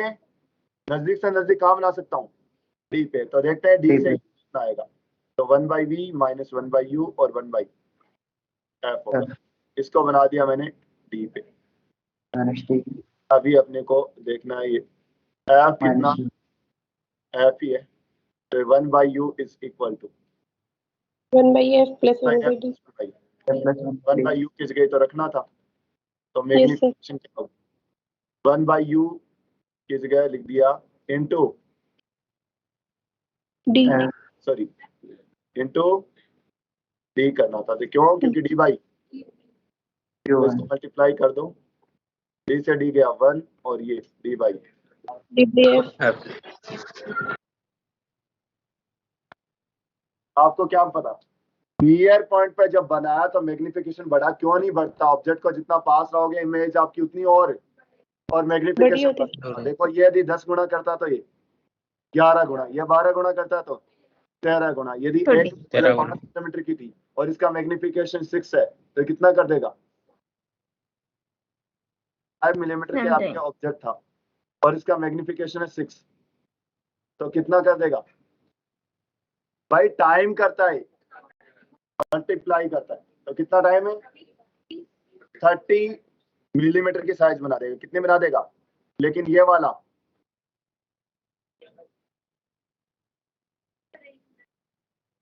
कितना टाइम करता है? ये कितना टाइम करेगा? 6 को 5 से करो, 6 को 7, 5 को 7 से करो, तो ये 35 टाइम। कहने का मतलब है कि नियर पॉइंट एडजस्टमेंट में मैग्निफिकेशन एक और से बढ़ा देता है। मतलब 5 गुना की जगह 6 गुना, 10 गुना की जगह 11, 12 की जगह 13। लेकिन फिर भी अपन इसी को ज्यादा प्रीफर करते हैं। क्यों? क्योंकि नियरेस्ट पॉइंट पे जब इमेज बनाते हैं तो अपनी आंखें काफी स्ट्रेस रहती हैं और स्ट्रेस रहने की वजह से आंखों में थोड़ा पानी वगैरह आ जाता है। मान लो आप ओटी में गए और आपको 2-2.5 घंटे तक का ऑपरेशन करना था, आपने माइक्रोस्कोप लगा के अंदर ऑर्गन वगैरह को जूम करके देखे, पता चला खुद की आंखों में पानी आ रहा है और तुम ऑपरेशन कर रहे हो वहां पे। तो ऐसे केस में अपन हमेशा किस फॉर्म में रखेंगे? नॉर्मल एडजस्टमेंट में, ताकि लंबे टाइम तक आप उस चीज को देख सकें बिना किसी पेन के। तो अब आपको क्या याद रखना है और क्या नहीं वो देखिएगा।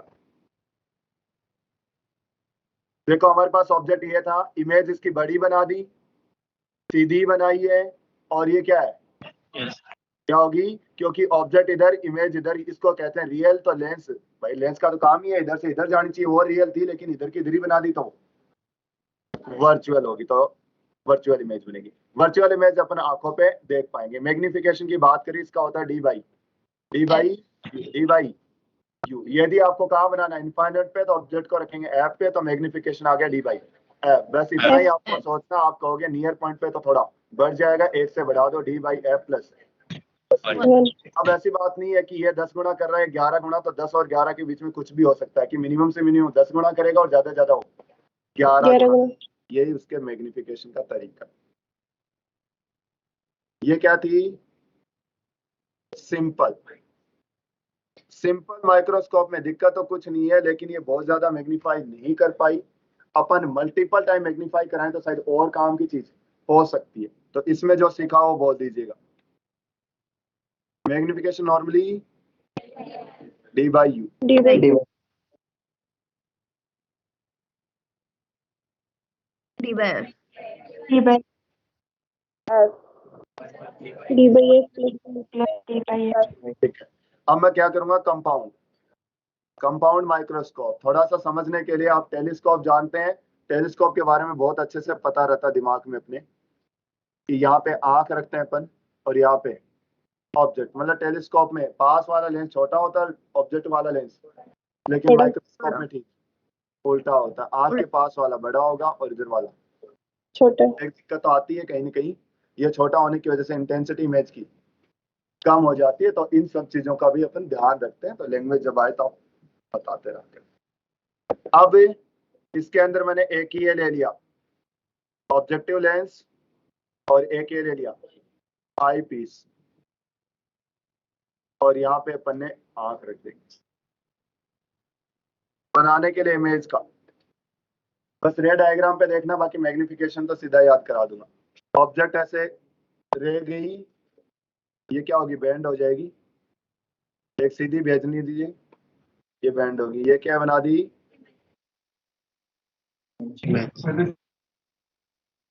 ये एक इंटरमीडिएट इमेज बनी है। क्या बनी, इंटरमीडिएट बीच में इमेज बनी।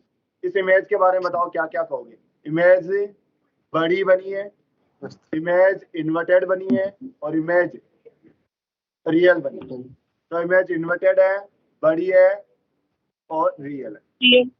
यही रे डायग्राम दूसरे लेंस पे जाके टकराया, तो आप सीधी सी बात है, फिर से क्या बनाएगा इसका इमेज बनाएगा। कौन सा वाला लेंस, राइट वाला। मैं आपको इसको समझाने के लिए इजी काम लूंगा, इसको ऑब्जेक्ट समझ लो। अब इसकी इमेज बनानी, तो रे डायग्राम ये भेजो, पीछे कहीं आएगा, और एक पैरेलल भेज के ये भेज दो, और इनको पीछे मिला दो। यहाँ मिलाएंगे, इसका मतलब ये क्या होगी, फाइनल इमेज होगी। अब बताओ जरा फाइनल इमेज के बारे में क्या कहोगे। मतलब इनिशियल के रेस्पेक्ट में बताएंगे हमेशा, इसके रेस्पेक्ट में उल्टी लार्ज तो काफी बड़ी होगी, और वर्चुअल वर्चुअल क्योंकि अब इसके फिगर बनती है। बाकी अब इस लेंस के लिए देखोगे तो अभी ये तो हाँ सही बोलो, वर्चुअली होगी। क्यों, क्योंकि पहली बात तो उल्टी बन रही है, फिर सॉरी उल्टी क्या, पॉइंट वापस रिपीट करो तो उल्टी बन रही है, बड़ी बन रही है, और लेंस के इधर है, तो ये क्या है, वर्चुअल है। और अपने को वर्चुअल बनानी है, तभी अपने आंखों पे इमेज बन पाएगी। तो ये तो समझ ही लो कि जो बनने वाली इमेज है सबकी सब वर्चुअल होंगी, तभी आप देख पाते हो, अदरवाइज नहीं देख पाते। बात यह है कि उसके अंदर माइक्रोस्कोप में सीधी बनती थी और इसमें उल्टी बन जाती है, ठीक है। एनलार्ज दोनों में होंगी। अब बड़ा आसान है कि एक बार ये मैग्नीफाई करेगा और एक बार ये करेगा, तो नेट मैग्निफिकेशन दोनों का।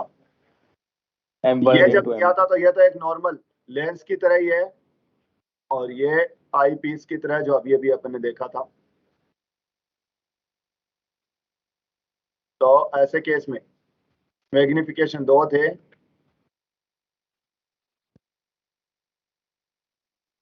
Normal adjustment normal. अच्छा इसका पता है क्या, इधर क्या होता है, वी बाई यू होता है, लेंस का जानते हैं ना वी बाई यू होता है, और ये वैसे देखा तो डी बाई चलो इसकी जगह V O by U O into D by F किसका, क्यों? क्योंकि आप इसी के लिए तो थोड़ी देर पहले पढ़े ये फॉर्मूले, ये इसी के लिए पढ़े थे। ऐसे समझो कि यहाँ पे ऑब्जेक्ट रख दिया और फिर इसकी इमेज बना दी इसने, तो ये तो ऑलरेडी मैग्निफिकेशन पढ़ चुके थे अपन। तो आपको क्या करना है, इससे मल्टीप्लाई करना था, किससे, वीओ बाई, तो V O by यूओ into D by F ही हो जाएगा। ये किसके लिए, नॉर्मल एडजस्टमेंट के लिए। मैग्निफिकेशन आ गया VO by यूओ into D by F. इधर वाले का वीओ बाई यूओ तो ऐसे कैसा, 1 प्लस इसके पहले मैं माइनस लगाऊंगा, क्यों? क्योंकि इमेजेस उल्टी बनी है तो मैग्निफिकेशन कैसा होगा, नेगेटिव। तो आप दोनों को एक साथ समझेंगे क्योंकि ये पूरी माइक्रोस्कोप कंप्लीट हुई। तो पहले वाले में पूछूंगा, पहली सिंपल माइक्रोस्कोप में इमेज सीधी बड़ी वर्चुअल चलेगा। चलिए दूसरे वाले कंपाउंड में इंटरमीडिएट की बात करो, बड़ी और रियल बड़ी, ठीक है। फिर उस रियल इमेज की फिर से अपन इमेज बनाई, तो अपनी आंखों के लिए फिर से जो फाइनल बनी, हाईली मैग्नीफाइड, इन्वर्टेड उल्टी और वर्चुअल, ठीक है। बात की मैग्निफिकेशन, अब वो भी बताएंगे। किसकी बात करूं मैं, सिंपल की। सिंपल में ये इनफाइनाइट वाला और ये मिनिमम डी वाला। तो बताइए सिंपल का डी बाई एफ, फिर यहाँ पे कंपाउंड में VO by F E for eye, और यहाँ पे 1 प्लस खत्म। इतना सा ही है, चीजें एक बार समझना है, फिर उसके बाद में याद तो 2 फॉर्मूले याद करने, दूसरा तो ऐसे ही आ जाता है।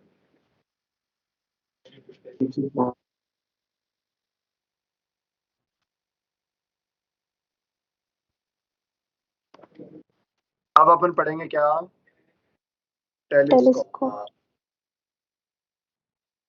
कंपाउंड माइक्रोस्कोप में थोड़ी सी इक्की दुक्की चीजें एक और देर की होती है, डिस्टेंस से रिलेटेड, मतलब ट्यूब लेंथ से रिलेटेड।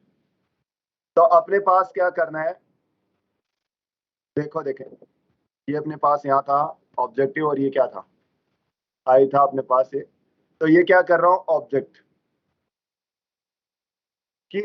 को कह रहा हूं मैं, ऑब्जेक्ट को जब कहाँ पे रख दूं, फोकस पे, तो इससे बनने वाली इमेज कहाँ होगी, इनफाइनाइट पे बनेगी। कहाँ बनेगी, यदि इनफाइनाइट इसके बाहर हुआ तो अपन इमेज को देख नहीं पाएंगे, क्योंकि इस लेंस के सामने होना जरूरी है यदि आपको वर्चुअल इमेज बनानी है।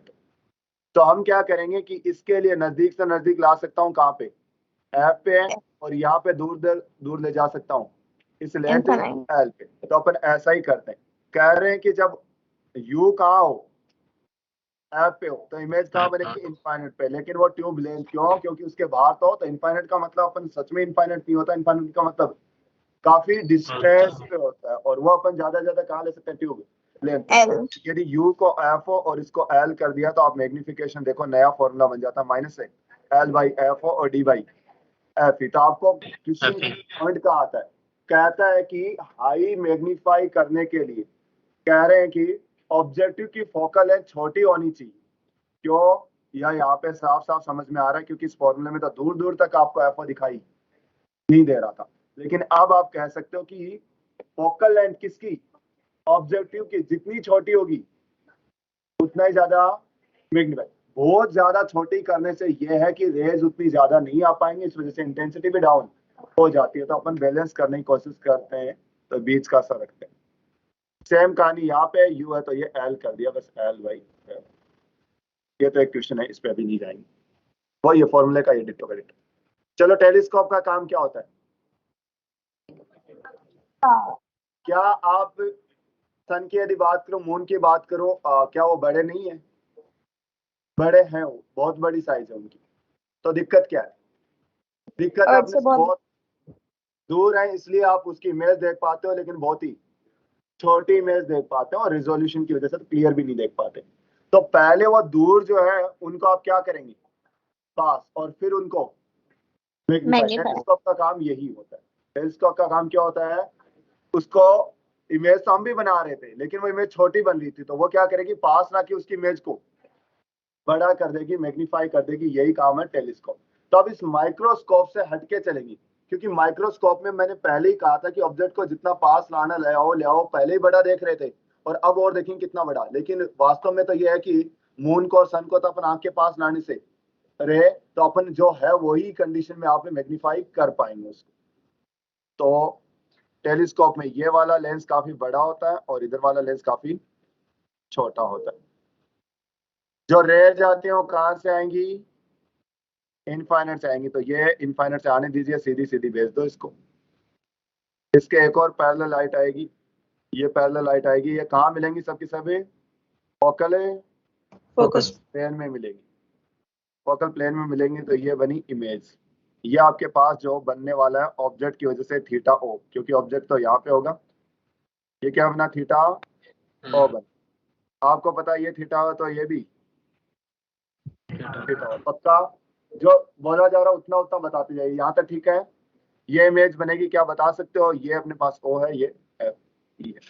ये कहाँ बनेगी इमेज, एफ फोकस पे बनेगी। क्या गलत हूँ, अरे सही है ना, एफ ओ पे तो बनेगी। अब ये जो बीच में इमेज बनी, उस इमेज के बारे में आप जानते हो, उल्टी बनी है, बहुत छोटी बनी है, और ये इन्वर्टेड बनी है। अच्छा उल्टा तो बोल दिया, रियल बनी है। अब ये इमेज क्या करेगी इस वाले लेंस के लिए, ऑब्जेक्ट का काम करेगी। तो अभी तक केवल क्या करें, उसको पास लाएं, और अब हम उसको बड़ा करेंगे, क्योंकि अपनी आंख भी पास लाने का काम तो कर ही पा रही थी, लेकिन वो बड़ा अब अपन क्या करेंगे स्केल से। तो ये क्या कर रहा हूँ, एक तो सीधी सीधी भेज दूं इससे रे डायग्राम बनाने के लिए, एक इसके पैरेलल भेज दो, फिर ऐसे कर दो इनको। अच्छे की तरह मिलेंगी कहीं ना कहीं, कहीं पे भी मिलने दीजिए, टेंशन लेने की बात नहीं है, जहां बने बनना दो। ये बनी फाइनल इमेज, ये हो जाएगा यू ई, और ये थीटा आई। क्या ये यहाँ पे इमेज के द्वारा बनाया गया थीटा आई नहीं हो गया, पक्का। यस और बीच में ये बनी है एक इमेज। अब आप देखो जरा, ये वाली उल्टी बनी है, हालांकि जो ऑब्जेक्ट है उससे बड़ी तो नहीं बनी, लेकिन बीच में जो इमेज बनी उससे बड़ी बनी है, और अपने लिए वर्चुअल। अब आपको मैग्निफिकेशन निकालना। मैग्निफिकेशन पहले अपनी आंख पे कितना बनता, थीटा ओ बनता, क्योंकि पास ला नहीं पा रहे थे, और अब बना थीटा आई। तो बस थीटा आई और थीटा ओ का कंपैरिजन कराएंगे, तो थीटा आई भाई यहाँ तक है, ठीक है, थीटा आई। अब तुम इससे बजाय आप इसका कंपेयर करो, ये वाले दोनों के लिए कॉमन है, देखो इन दोनों ट्राइंगल में दिख रहा है कॉमन है। तो theta I H by you ई, और इसमें एच बाई एफ हो जाएगा। तो मैग्निफिकेशन एफ ओ बाई, बिल्कुल सही। माइनस लगाऊंगा मैं, क्यों, उल्टी बन रही है। तो आपको माइनस में इसलिए क्योंकि बार बार कंफ्यूज नहीं करूंगा कि यहाँ पे माइनस लगाया प्लस लगाया, फाइनल रख दो, क्योंकि आपको पता उल्टी है तो माइनस होगा, सीधी है तो प्लस होगा। अब इसके लिए वही बताओ, नॉर्मल एडजस्टमेंट के लिए अब मैं कुछ नहीं बोलूंगा, तुम देखोगे और जवाब दोगे। नॉर्मल एडजस्टमेंट के लिए इमेज कहाँ बनानी है आपको, फोकस पे। अरे ये इमेज फाइनल वाली इन्फिनिटी पे तुम बोल रहे हो, वो बोल रहा हूँ मैं। तुम्हें नॉर्मल एडजस्टमेंट चाहिए तो ये कहाँ बननी चाहिए, इन्फिनिटी पे। इसका मतलब ऑब्जेक्ट कहाँ है, फोकस पे। तो ये यूई कितना काम करेगा, एफ ई। तो UE is equal to F E. तो ये हो गया minus F O by, minus F O by F. ये याद रहता है अपने को। मैग्निफिकेशन आएगा minus F O by F E, F O for objective, E for eyepiece होगा। तो नॉर्मल एडजस्टमेंट के लिए, नॉर्मल एडजस्टमेंट के लिए आप चाहोगे कि ये इमेज कहाँ बने, सॉरी नॉर्मल क्या, नियर पॉइंट एडजस्टमेंट के लिए ये इमेज कहाँ बने, डी पे। तो डी के करस्पॉन्डिंग क्या निकालना पड़ेगा, यू ही निकालना पड़ेगा। तो मैं कहूंगा 1/v 1/u और 1/f। चलो वी तो आपको पता चल गया इनफाइनाइट सॉरी डी पे, ये अपने को निकालना है, ये हो गया एफ 1/UE। ठीक है, चलो तो रख दो फिर minus F of by, U तो 1/U की जगह। ठीक है, इसको थोड़ा और ऐसे लिख दूंगा,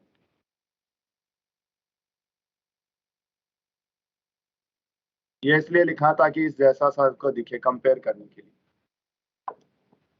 तो यहाँ है minus F O by F E, यहाँ पे भी है minus F O by F E, लेकिन इसमें आया 1 प्लस एफ ई बाई। गड़बड़ होगी इसमें, कंपाउंड माइक्रोस्कोप में डी बाई एफ था और यहाँ पे एफ बाई डी, इसका बड़ा ध्यान रखना। वहां पे क्या था डी बाई, जबकि इसमें एफ बाई डी हो जाएगा। दोनों में माइनस आ रहा है, कोई दिक्कत नहीं है। ये F O by F E, ये minus F O by F E into 1 plus F E by D. Tube length की बात करूं, सोचो ट्यूब लेंथ नॉर्मल एडजस्ट में रही, ये एफ ई हो गया तो ट्यूब लेंथ किसके बराबर होगी रहे, FO plus F O plus, otherwise F O plus UE. इसमें जैसे यूई अपने यहाँ पे निकाला वैसे ही आप रख सकते हो, तो इसमें आपको ज्यादा लोड लेने वाली बात थी नहीं।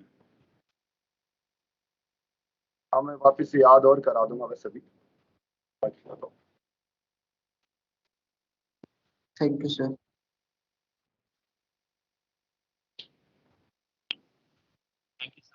ठीक है, तो टेलीस्कोप एस्ट्रोनॉमिकल कहाँ से आ रही है लाइटें, इनफाइनाइट से आ रही है। यहाँ एक इमेज बनाई, ये इमेज इसके लिए क्या करेगी, ऑब्जेक्ट का काम करेगी। इसने फर्दर इमेज बनाई और यहाँ देख पा रही है ये एफ और ये एफ ई। इनफाइनाइट पे है तो पक्का एफ ओ पे ही इमेज बनेगी। Magnification minus F O by U ही आया। नॉर्मल एडजस्टमेंट के लिए आया minus F O by F E, और इसके लिए आया क्या minus F O by F E into 1 plus F E Y.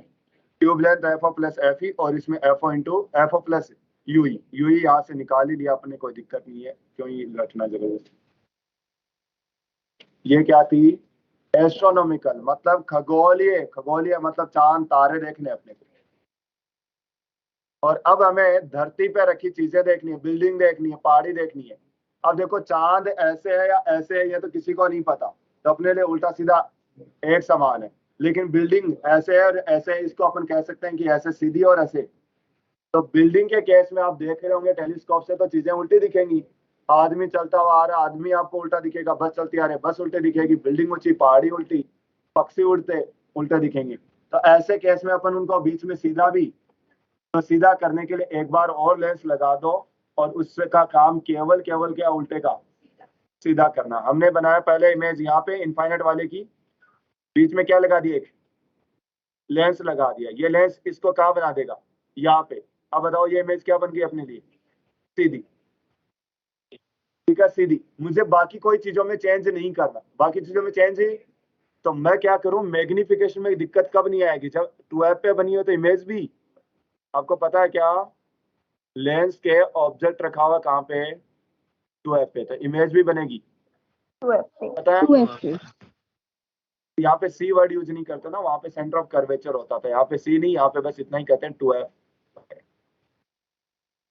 तो 2f पे ऑब्जेक्ट रखा हुआ तो बनेगी भी कहाँ पे, तो आपको पता है जैसे सी पे रखिए, सी पे बनती है, साइज में कोई परिवर्तन, तो यहाँ पे भी साइज में कोई चेंज नहीं आएगा। इसलिए मैग्निफिकेशन में कोई चेंज, एक ही आएगा प्लस का माइनस का, क्यों, क्योंकि अब इमेज सीधी बन गई। तो देखो F O by F E, और वही F O by F E 1 plus F E by. Tube length बढ़ गई रहे, 2f मिला के, तो यहाँ पे 4f ऐड कर दो और यहाँ पे भी 4f ऐड कर दो। और ये लास्ट रिफ्लेक्टिंग टेलीस्कोप, क्या होती है रिफ्लेक्टिंग टेलीस्कोप, रिफ्लेक्शन पे बेस्ड होती है, मतलब ये मिरर से मिलकर बनाई जाती है। तो बड़ा सिंपल सा होता है। इसके अंदर 2 मिरर है, एक मिरर ये लगाया, इसमें थोड़ी सी जगह बना दी, एक मिरर ये इनफाइनाइट से आएगी तो यहाँ पे आई, और फिर यहाँ पे आके कहाँ से आई, इनफाइनाइट से, और यहाँ आके टकराई, टकराने के बाद में वापस ऐसे जाएगी।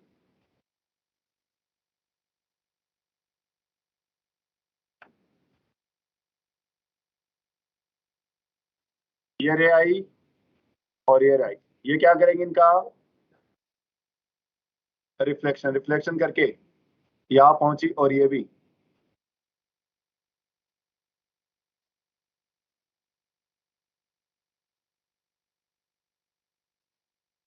ठीक है, अब अपने आंख क्या चाहती है? Normal adjustment. नॉर्मल एडजस्टमेंट हमने को क्या लगना चाहिए?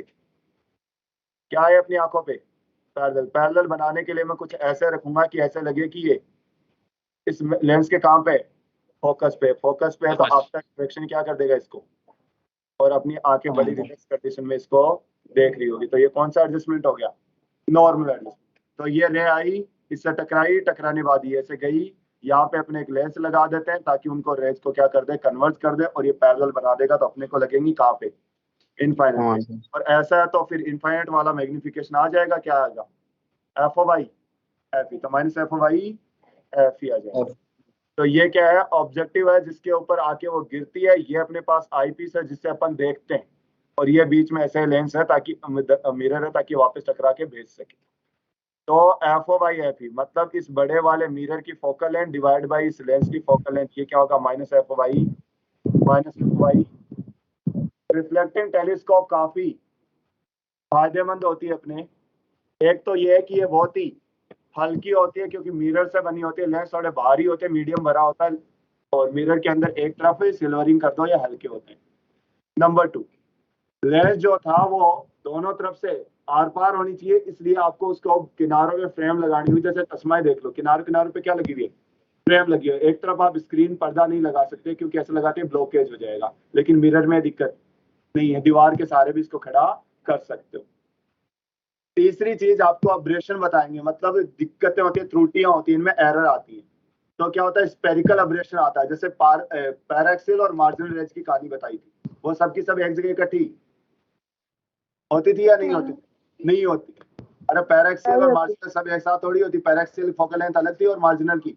इसके लिए अपन पैराबोलिक मिरर यूज करके अपन स्पेरिकल अब्रेशन को भी गाइड कर सकते हैं। ठीक है, इसलिए अपन इसको काम में लेते हैं। तो रिफ्लेक्टिंग टेलीस्कोप ज्यादा यूजफुल है अपने, लेकिन ये थोड़ी भारी मतलब महंगी वगैरह पड़ती है। तो अपन नॉर्मली वही जो छोटी सी दूरबीन काम में लेते हैं। आप तो दूरबीन ही होती है क्या वो?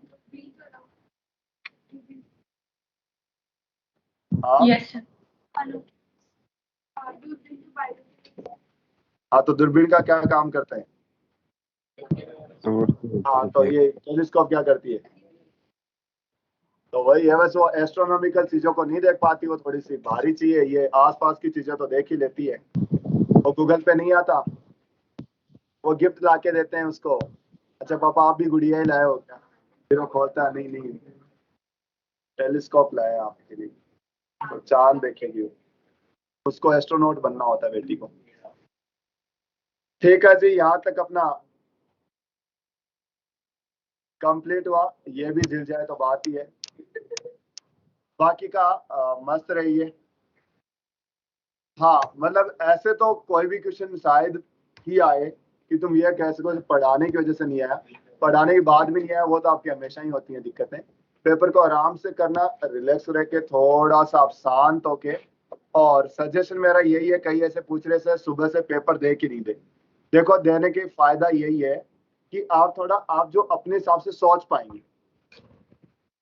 क्या होगा कि आप अपने हिसाब से प्लान कर पाएंगे। शाम को मान लो पेपर दे दिया, कोई बात नहीं, कितना चांस लगता है? 20 या 30 नंबर कम आ जाएंगे, इससे ज्यादा तो हेर फेर। और ऐसा तो है नहीं कि कल पढ़ के तुम 100 नंबर बढ़ा दोगे, वो तो तुम शुरू से सोचते आए हो, नहीं हो पाता। तो 20-30 नंबर के हेर फेर हो सकते हैं ज्यादा से ज्यादा। चलो 530 आ रहे हैं तो कितने आ जाएंगे?